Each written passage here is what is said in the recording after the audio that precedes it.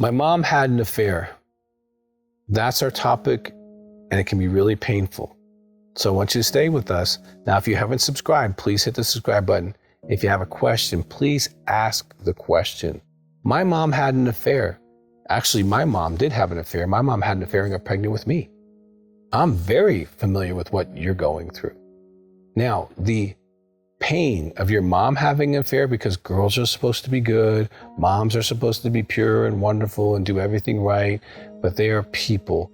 And there might be extenuating circumstances. There might be deprivation in the marriage. There might be other addictions. This might be a pattern over her life. There might be secret porn foundation that's been happening, or other kinds of internet connections that kind of groomed her. She could even be victimized by someone who actually really perped her. Regardless of the reasons, you're going to grieve the loss of who your mom was.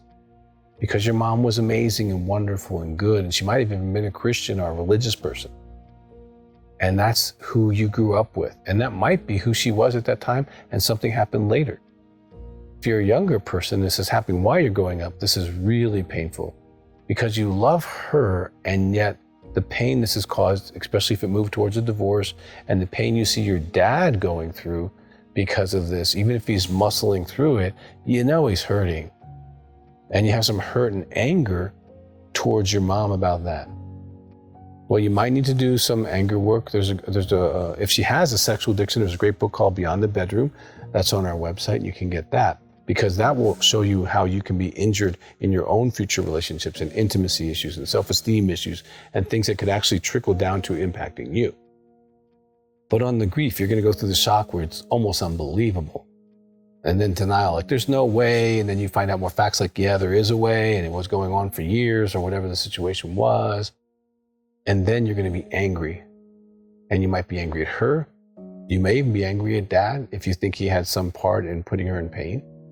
And you might be angry at the other person who engaged your mom. And it's okay to do some anger work on those kind of issues, to write the anger letter, to let it out of your system, to get that moving so you can grieve.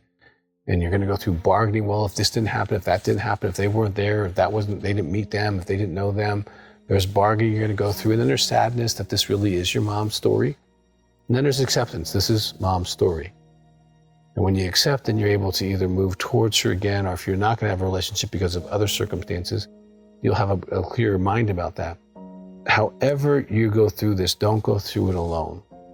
I would say reach out to one of our counselors. Call the office, 719-278-3708.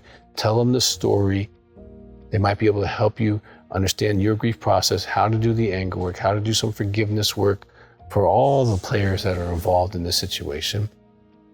Because this is a discovery, and working through the meaning you give this can be really, really helpful, because the meaning you give it may be the biggest part of your own healing process.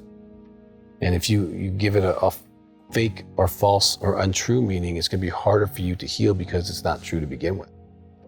So walk through this process, but don't do it alone. This is a big topic. If you're watching this, you're in some pain. And please reach out to some people that have been trained. We've been working with infidelity for over almost 40 years now. So we know what we're doing with the people that are impacted. As a daughter or a son of someone who's had an affair, you're going to experience what we call partner betrayal trauma. And you can read that book. It'd be very helpful as far as understanding some of the symptoms you might be having and why you're not feeling yourself and all those situations. You deserve support, and you deserve to walk through this intelligently. So reach out, get some help, and hopefully you can heal what you need to, and hopefully this relationship can be restored if it's possible.